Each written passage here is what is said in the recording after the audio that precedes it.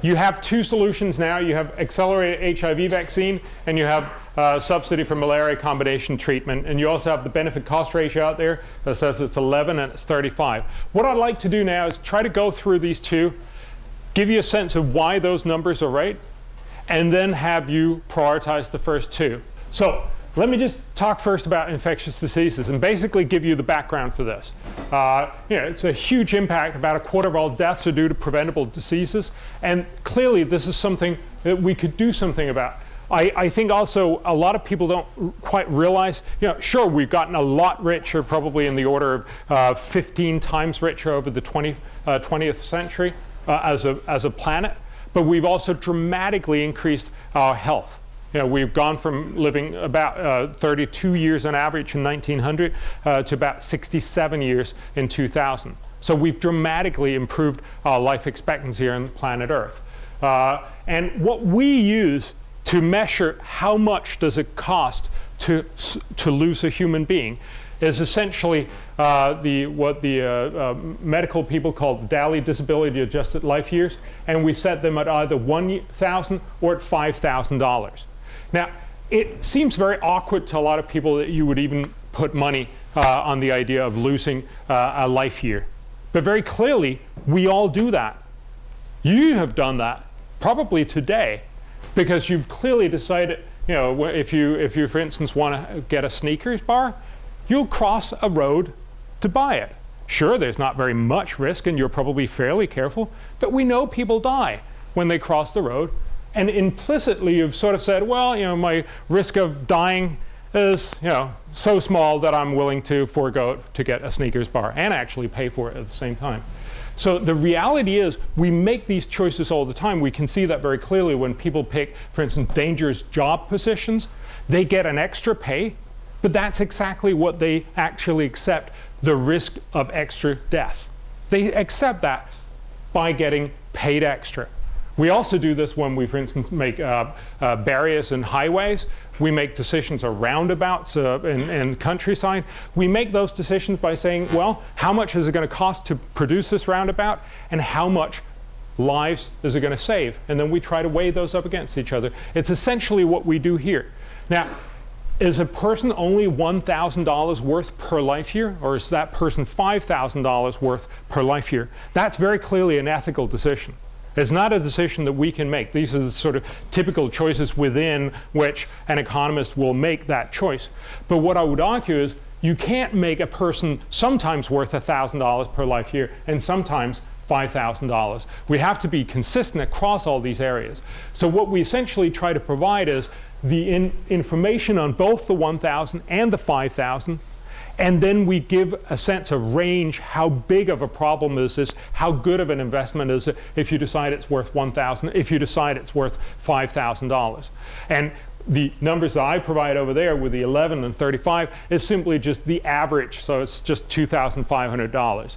And average on a lot of other different areas. Obviously, there's a lot of different things, and I'm sure we can have some conversation about some of these issues. But I'd like to at least take you through some of the thoughts that have gone into to setting up these costs and benefits. Obviously, there's a large number of solutions, both communicable and non-communicable. We're just talking about malaria and research and development for HIV vaccine. But remember, there are lots and lots of other things that they've looked at, and I would love to have taken you through. But again, we can only do so much. So let's just talk about these two things. Malaria, 260 million cases a year. A lot of people get sick lots of times during the year. So as you can see, only 600,000 people die. So by far the majority of people who get malaria are just debilitated. It's a very debilitating disease. It's very hard to you suffer a lot, but also you're pretty much unable to work for somewhere between 2 and 4 weeks. So it really is something that also disrupts your growth.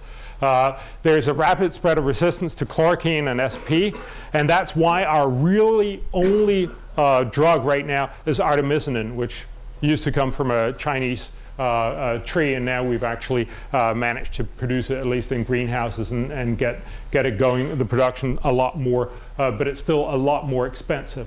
The problem is it's often used alone, which actively furthers resistance. So essentially the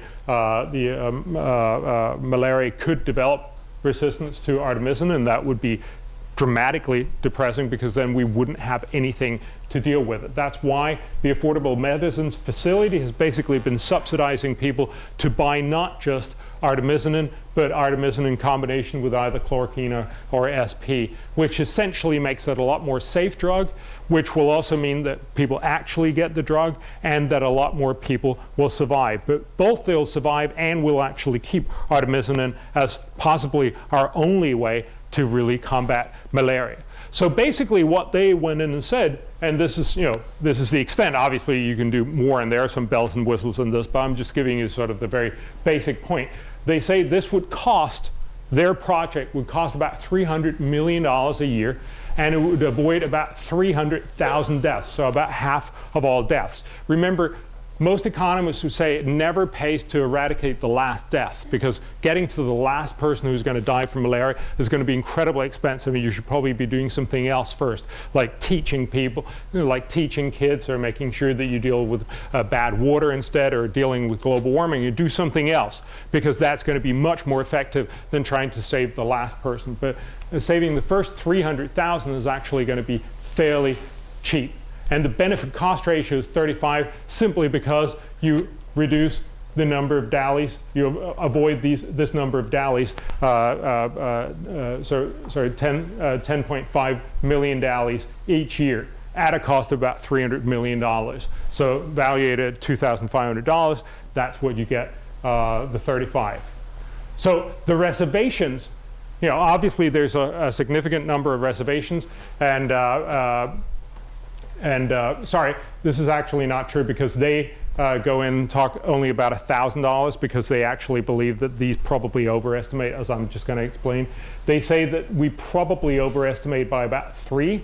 That would obviously lead you to have a much lower cost benefit of about 11.7. But on the other hand, you could also argue that the cost per DALY should be a lot higher at 5,000, and that would lead to a much higher benefit cost ratio of about 150.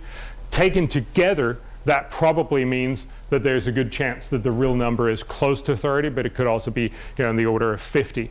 It depends also very much on whether you believe that these calculations mostly are true, especially in the sense of value for money. Remember, if you ask most people in the developing world, they'd actually rather have the money than the medicine, which is, of course, why they often don't buy the medicine. And that's because there's a very, very high discount rate for most people in the developing world. They're essentially focused on just getting through their day, or at least their month, rather than focusing on surviving to the next year. So again, we've got to ask ourselves, at least, is this the right way to help them? Because we could also think of other ways to help them that would not involve a direct trade-off between getting healthier people and then also just having handing out money. And then, of course, one of the things that we don't measure, and this is one of the things I've been pushing for our economists, is it should also measure avoided illness. Essentially, the fact that people don't get ill. And remember, with 213 million cases, that's a huge impact. And obviously, we could do a lot of good by avoiding people to get ill, apart from the fact that a lot of people die. So this would, all other things equal, mean that you would raise it a lot higher up. And then, of course, it doesn't handle the long-term impact on economic growth. Jeffrey Sachs have argued that this has a huge impact, potentially, in economic growth, but at least you should suggest that the 213 million people who are at least incapacitated for some time during the year are going to lead to lower productivity in those economies that are affected. So, and the last one is the value of kids. They have a long discussion. I've actually not taken that into account, but a lot of people that die from malaria are kids, and obviously they lose a very, very large number of life years because they would have otherwise lived to be 50 or 60 or whatever it is in their country. So maybe they lost 50 years of life expectancy. Does that really count? This matters, for instance, when you talk about other diseases like HIV that mostly affects people that are in their productive ages. And the economists actually go into a very long discussion on the idea of saying a lot of evidence indicate that young people, young kids dying, we don't grieve as much as we grieve for instance, people who die when they're 20 or 30, when they're very productive and when they have their full life ahead of them.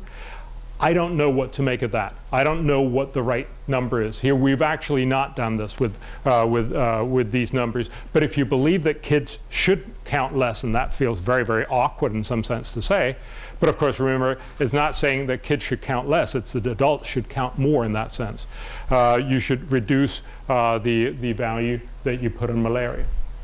So those are some of the numbers that I'd just like to briefly share with you in thinking about why did they come to this number? Obviously, some of these things you'll just simply have to accept because we don't have time to go down in all the models. But if some, and I'm basically going to be pretty hesitant to take too many questions because otherwise we're not going to make it through. But if you have one or two questions, I'd be happy to answer them. Otherwise, we can take them. All right, then let's just wait till you actually have to prioritize, and then you also have to talk to the person next to you. Let me just talk about the other opportunity, the HIV vaccine. Remember, we've spent about $8 billion in an AIDS vaccine now, or an HIV vaccine, and we haven't gotten really anywhere. We thought for a very long time we were very, very close. Now most experts believe an HIV vaccine is probably first going to happen in 2030 or 2040.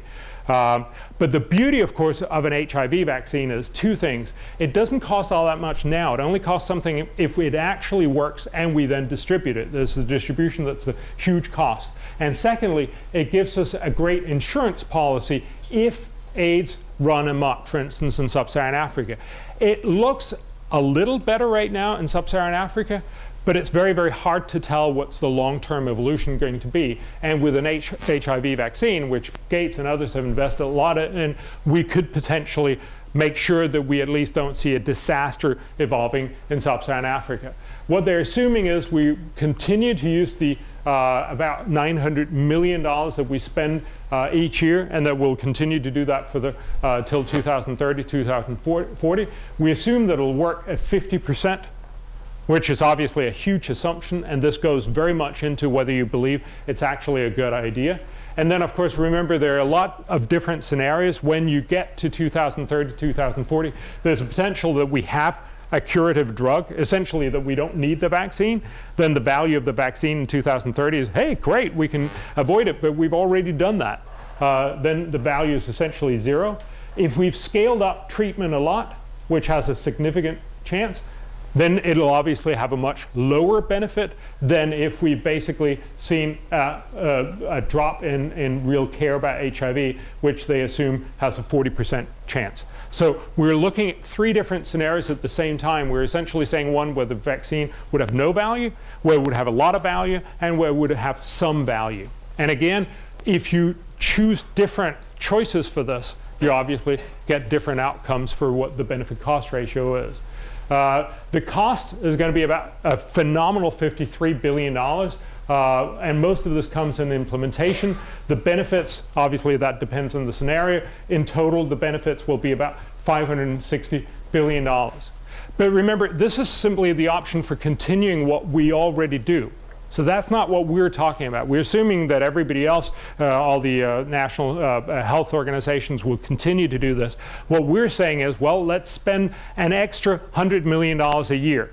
And we assume, with reasonable models, but remember this is very much a back of the envelope, that this will speed up the availability when the vaccine becomes online from somewhere between half and a full year.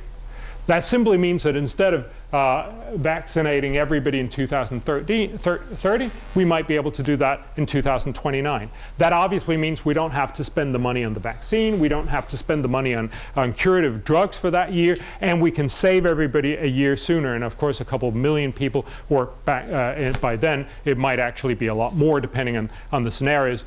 We can save those people as well. So it has a lot of benefits. And that's really the additional funding that I want you to prioritize They believe that we can actually package this. Essentially, a lot of the funding has gone through a very few channels. That means a lot of duplication of work, and it means a lot of people are just focused on a few strands of ways of thinking about an HIV vaccine. Maybe there's much smarter ways to do that. It'd be cool to try and take a look at it. The cost is only about $700 million, mostly because it doesn't cost all that much. This is also discounted till 2030, and then of course we save all the money by the end of that last year.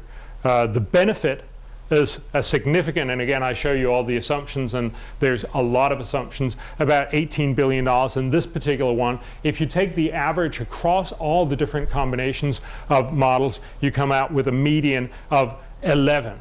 Again, we're only looking at some of these areas. We're looking at everything we can quantify, but one of the things that we can't quantify, and one of the things that really convinced the Nobels to say this is actually a pretty good idea. Sorry, I should first just say, remember, this doesn't actually include any benefits to richer people. We're only looking at how this would help poor people, but very clearly we could probably sell it to rich people, and that would obviously offset some of the cost. You also got to ask yourself whether we still believe that people would only be worth $1,000 or $5,000 in 2040. It seems reasonable that they would actually be worth more, in which case, of course, the benefits would be greater to the vaccine. And this was the one that really convinced a lot of the Nobels, if we fix a way to make a vaccine for HIV, chances are we'll also be able to do that for a lot of other problems that we will likely see in the 21st century. So the value of general knowledge accumulation, not just on the HIV, would actually be significant. So what I would like you to do is essentially, and especially if we have this up here, I'd like you to just spend a minute talking to the person next to you why you believe one should be prioritized above the other. You simply have to push it up in your to your ranking. So simply drag and drop it up in your ranking and put it in the way that you think is the right ranking right now. So just spend a minute talking to the person next to you why that person is wrong in his or her prioritization. It seems like there seems to be almost an equal number of people who prioritized the research and development. Right now, research and development is above malaria combination treatment. Could I ask, is there someone who would like to make just a 30-second argument for or against HIV research and development? It looks like the number's been pulled a bit out of thin air, and I worry that you really need to regress it to the mean a lot, or you need to. What's happened in that analysis with Rethink HIV is you analysed a whole lot of different treatments, and that was one of the ones you had the least clear estimate of, and it also turned out to be at the top. And I think it might just be that we chose a bunch of over-optimistic estimates or parameters there, and that's why it came out at the top. And so we should be a bit more skeptical than what those numbers suggest. Yep. Essentially, it's been possibly the HIV has been plucked out of thin air. It's certainly the least certain of these things, and I think yes, it's absolutely one is near certain. The malaria one is we pretty well know, whereas the HIV is obviously a lot more who knows, and clearly one is now. One is in the future. We're also going to have this conversation when we talk especially about global warming, the now versus the future, but that's also actually true for education. This was pretty much against HIV, I think, yes. But if you feel strongly later on, I'd love you to also just think about some of the arguments that you used with each other, against each other, depending on your relationship to the person next to you. Try and make those public afterwards, because I'd like to see also, can we affect what you guys think. I mean, you can still change it until we close it at the end of the conversation. You can change your ranking. You can just simply push them around and decide whatever you think is the right prioritization. Then we're going to close it at the very end. All right, so now you've prioritized these two. Essentially what I'm asking you to think is, if you actually had some of Bill Gates' many billions, where would you spend your money first? And some of you have answered it should be on HIV vaccine research and development, and some of you have answered it should be malaria combination treatment, but you individually have said it should be one before the other. And of course, what I'd like to see is, well, can we find a way for the whole room to agree on this? What we do is, and the method that makes this run is simply we take the median of everyone's ranking. So essentially, you have to convince a majority in this room why your solution or why this should be high up and not far down.